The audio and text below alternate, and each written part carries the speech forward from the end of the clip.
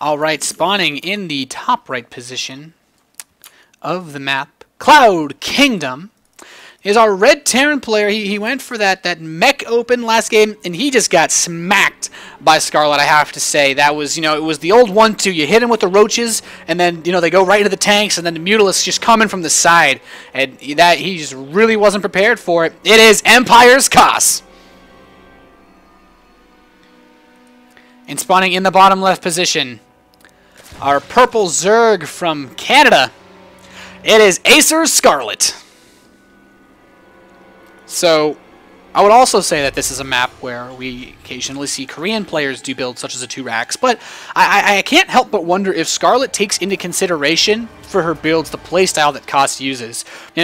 She didn't actually scout that Kos was going mech before she opened with the roaches in the last game, so that makes me wonder if she just wants to try to be really aggressive towards Kos, regardless of what he goes for. In case he goes for a Hellion expand and then goes into bio anyway, he just won't have enough units perhaps. This is the kind of things I think about in my nerd dreams, wondering what these StarCraft players, these crazy gamers, are doing. Keep in mind, guys, this is a best of 5. Scarlett is up 1 game, so she's going to need to win 2 more to secure victory here for this match. I believe both players should be just fine to advance to the next round. Seeing based on the map score, I'm not 100% sure how it works, but both of these players did defeat XMG's Manchi, so. This is a pretty important match, of course. You don't want to drop out. Want to get to that bracket stage, but Kos is going to go for the command center on the low ground. Command center first, and I can't blame him. It's not really that risky as long as your opponent goes for a standard fast expand. And I think even though Scarlett knows that Kos plays a little more on the greedy side, she might not think he'll go, okay, CC first low ground. Oh, well, I figured Kos would just 1-racks expand again. And I think that's Kos's staple, really. We've seen him mix it up quite a bit against Manchi. And I'm wondering if he's going to take what happened in the last game into account this game. If we're going to see him go for bio. And right now, it's going to be a gas follow-up, so he will be going for Hellions, almost guaranteed, basically, out of this build. He could try to do some sort of fake out. I doubt we're going to see anything of that sort, though, and we are going to see a fast gas out of Scarlett. So this is a bit scary because Scarlett scouted this. She kind of knows, okay, well, if you go for a factory, if a Terran player goes for a factory after a command center first, they can only have 2 Marines until their Hellions are out. Those Hellions will not be out for probably another 2 minutes, right? The factory has to be started. The reactor has to be started. And then you have actually time to build 1 Hellion before you go on to the reactor. And Kos needs a quick pause. Hopefully everything is all right. We can actually move around the Observer UI now. One of the cool changes made in the recent UI. So let's take a quick look at the situation of where everything's panned out right now. Kos, I think this is not actually... Wow, now that I look at this, I'm like, Kos put his bunker up front. And typically you want to have your bunker somewhere here, at least against players that might be aggressive, specifically because a Zergling run by, a bunker here can cover your mineral line, it can cover your ramp. There's actually not a second depot here either. That's huge to note. Kos putting his bunker here, if Scarlett decides to commit to some really heavy Roach or Zergling play, specifically Speedling play, she can run her Zergling straight on past this bunker and just run into the mineral line. And then the Marines, they're just sitting in the bunker like, yeah, we're in a bunker, but you might as well be in a bunker over here because you're not shooting anything. First Marine for Kos is out. He's got a second one on the way. And there's the factory started. So I'm curious. I want to see Zergling speed, but it's going to be a lair. And this is weird. This is a little bit not as kosher of a build. This could be 2-base Mutalisk play, of course. Skipping the Zergling speed indicates that it's probably something like that, although this does look very similar in a very disturbing way to our game on GSL Icarus against, I guess, Manchi, where she went for the Hydralisk Nidus play, and we could see Nidus play this game. I feel like we would have had a Roach Warren started. Maybe the Roach Warren won't start until the Nidus network starts. It does take a little bit to get this set up.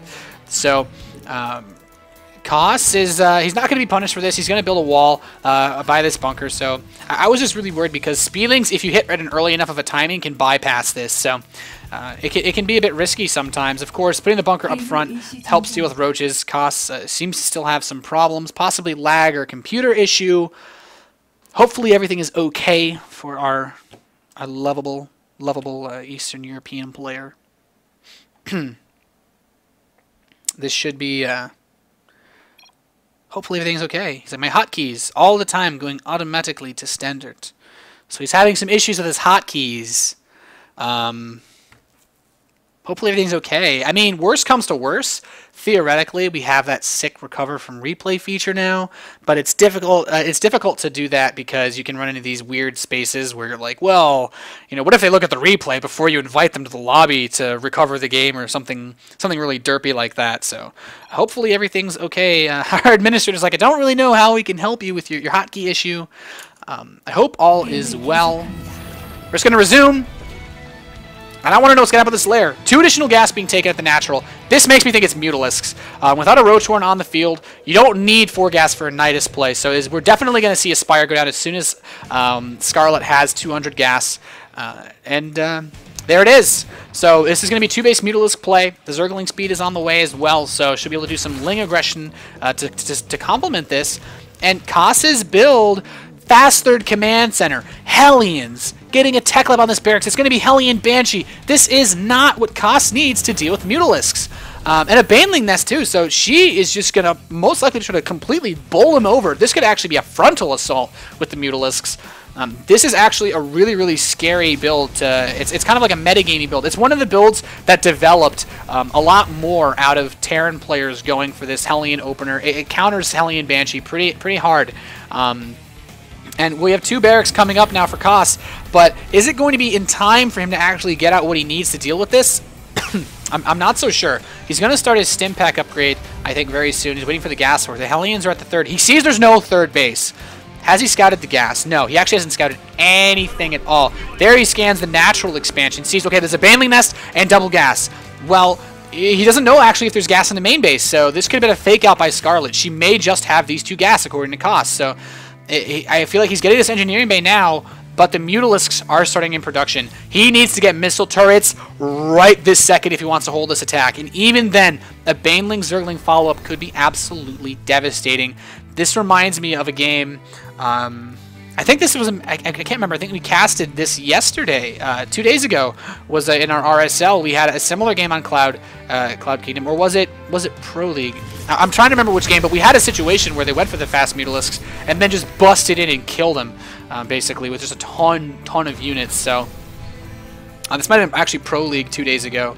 I can't remember exactly the names of the players, but you can go for this Mutalisk play, and then you force all these missile turrets, and you don't have tanks, and you can just take a ton of damage. So this is definitely an interesting position to be in. The Mutalisks are now out on the field. Missile turrets, though, are being completed by Koss. He's kind of recognized that this is a possible option for Scarlett. And it looks like this is just going to be a frontal assault, though. A ton of Banelings, 14 being made by Scarlett. She will be able to bust down this front wall pretty handily. There are 4 Hellions to deal with Zerglings, but Mutalisks entering the main base. Now the Overseer is there. Won't be any Widow Mines to spot, but possibly looking to contaminate something. Not enough energy, though. The Overseer maybe was just part of the control group in case there were cloaked Banshees about. But here we have the Baneling speeds about to finish. This is a really nice timing. Can't remember the name of the player that did it, but I feel like it was very recently. I almost feel bad. But Baneling speed's done. There's a ton of Banelings, 11 more on the way. And Scarlett, you go for the Mutalisk play. Resources invested in missile turrets. The Banelings are moving in, breaking through here. There is a siege tank. The Bunker Marines can protect it. Koss, he's in a pretty solid position, but there are so many Banelings rolling in. The first bunker will go, the 3rd bunker will go down, but there's still another bunker left. There's still a good number of Marines with stim. There's medevacs. Koss actually holds this this push pretty handily. He hasn't lost too much to be completely crippled. He didn't really lose any SCVs. We look, Koss has actually killed 5 drones this game, possibly with the Hellions that he had earlier. So he took care of this pretty handily. Follow-up for Scarlett, 3rd base. Double evolution chamber, but Koss, he's already got that +1 attack going. He needs to get a 2nd engineering bay. There we go. It's on the way. He's gonna get a 2nd factory. He's gonna move into that really heavy marine tank style. He says, okay, you've already got Baneling speed. I'm going to go early double factory, get a ton of tanks to deal with your banelings, and I'm just going to possibly just go for a really big knockout punch 2-2, or at least a +2 attack timing because the +1 armor is so far behind. But it would still hit at a really great timing because 1-1 has only just started for Scarlett. Zerg flyer attacks being upgraded, and this is actually kind of indicative that she wants to stay with the Mutalisks, and she's going to make more of them. So, Muta-Ling Baneling versus Marine Tank, and Koss, he didn't really take too much damage earlier on, so I feel like Koss is in a really great position. If he macros up, doesn't make any big mistakes, or really decisively just get completely wiped in any of these engagements leading further on, he should be able to take this game with solid play. He's by no means behind. He's got a really strong macro setup now. He's getting his infrastructure set up with his barracks. 2 factory this early really warms my heart. A lot of times we see Baneling play. If anyone watched the game Puma played last night, actually, that's the build of that game I'm thinking about. Puma on Neo Bifrost. I can't remember exactly who his opponent was, but maybe it would have been Hydra. I think it was Hydra or Crazy or something like that. Got slammed by a really big play. I feel like that's the game I'm talking about. It was on Neo Bifrost from Pro League, and his tanks were just barely so late that he didn't, if he one siege tank, yeah, Hitman versus Hitman, yeah, would have been able to completely shut down that massive Baneling bust, but the tanks were too late. Koss had his tanks in time for the attack, and that's why Koss survived. If his tanks were a minute later, he loses everything there. So really solid play. And he's moving in now. He's going to deny this 4th base of Scarlett. He says, hey, you can't do that. You lost too much earlier on. There's no possible infestation pit, infestor play coming in anytime soon. Scarlett is committing to the lair tech. She has a lot of banelings, she has a good number of zerglings, but comparatively, she's a little bit behind. We have the Terran ahead in supply at the 14-minute mark. This is really good for Koss. He's getting a 4th command center up, and it's just one of these things that these Empire Terrans are so good at, is making sure that they keep up their macro, getting these additional bases, and well, Scarlett may have immaculate creep spread, but Koss, he has a pretty good army, but this army may get pinched off here. The tanks are not sieged. There's a good number of banelings. She's rolling in with the Mutalisks. He needs to split the Marines. Pretty decent split, actually. He's going to be able to make it out of this fight with some of his Marines left, and that's all he needs. The banelings, there's 2, 3 left. They're down. The Mutalisks, there's not enough left over for Scarlett to take this out, and Koss takes a commanding 40 supply lead. Great engagement, still has a very nice tank count, and that, my friends, is the beauty of double factory. You can lose tanks, and boom, 2 production waves, you got 4 tanks, you're ready for another push. This is really solid play out of Koss. I'm really loving how hard he's macroing here, and he's going to move out this 4th base.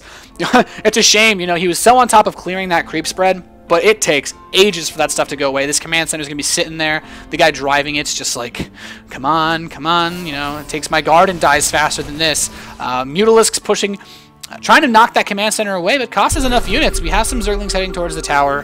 Counterattack's not really possible. Koss has the entrance to his natural walled off. He's continuing to scan and kill creep tumors. I feel like Koss could go for a 2-2 timing. His 2-2 is actually pretty late. It's going to be actually behind Scarlett somehow, even though his upgrades were so far ahead at first, but nevertheless, his supply lead, the lack of a real bank by Zerg, and the lack of any hive tech is definitely going to hinder Scarlett's ability to do anything about this. Marine Tank Medevac deals with all lair compositions very well if sieged and split properly, so it's going to take a really great surround. And look at this, Koss. He's just thinking about possibilities. Like, well, I don't know how many Mutalisks there are. I don't know how many she's going to make, but I have Marines.